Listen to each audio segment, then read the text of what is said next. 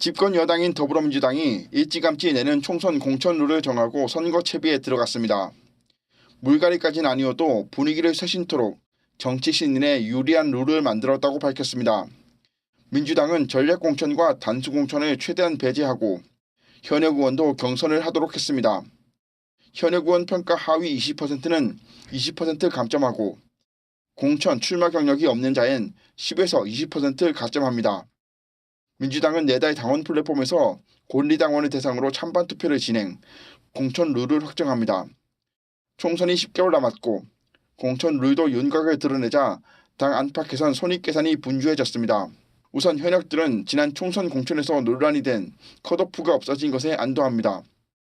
선출직 공직자가 공천을 받고자 중도 사퇴할 경우 경선 탈락에 불복했던 경력이 있을 경우엔 25%나 감점하는 것도 현역에 유리합니다.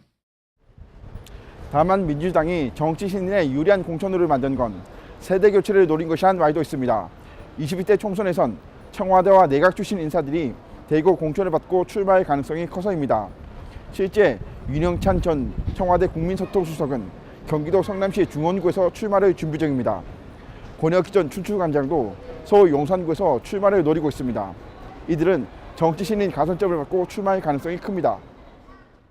컷오프는 없어졌으나 의원 평가 하위 20%에 관해 감점 기준이 생겨난 것은 고민거리가 됐습니다. 그간 특정 지역구에서 여러 번 당선된 중진이라도 안심할 수 없게 된 겁니다. 지금부터라도 지역구 관리와 의정활동의 주력, 감점 요인을 최소화하겠다는 분위기입니다. 정치 신인들은 민주당이 가산점을 20%나 줘서 정치 참여 기회를 넓힌 것은 고무적입니다. 공천의 즈음에 대표 특보단 참여, 외부 인재 영입 등을 통해 공천을 노리겠다는 쪽도 있습니다. 하지만 공천 룰에 내부 사람 챙기기 요소가 있는 것은 불만이 제기됩니다. 사무당직자, 보좌진의 25%까지 가산점을 주는 규정 때문입니다. 당직자 있잖아요. 저번에 말씀드린 것처럼 사무처 당직자하고 보좌관하고 이게 가산점을 준다는 거는 그 정당에 대한 기여도 이런 측면으로 하는데 그건 어떻게 보면 그 일반 시민한테 역차별이잖아요.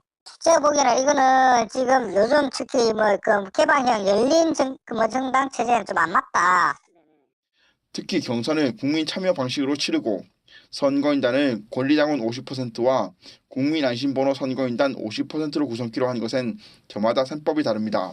앞서 민주당은 20대 총선에선 안심번호 100%로 선거인단을 만들어 경선했습니다.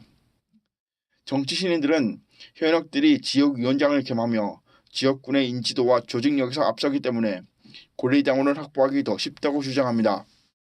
반면 현역 의원 가운데선 당이 확실한 세대교체를 위해 권리당원 50%를 반영키로 했다고 강조합니다. 안심번호로만 경선하면 미디어 노출이 많고 인지도가 앞서는 현역 의원이 절대 유리하다는 설명입니다.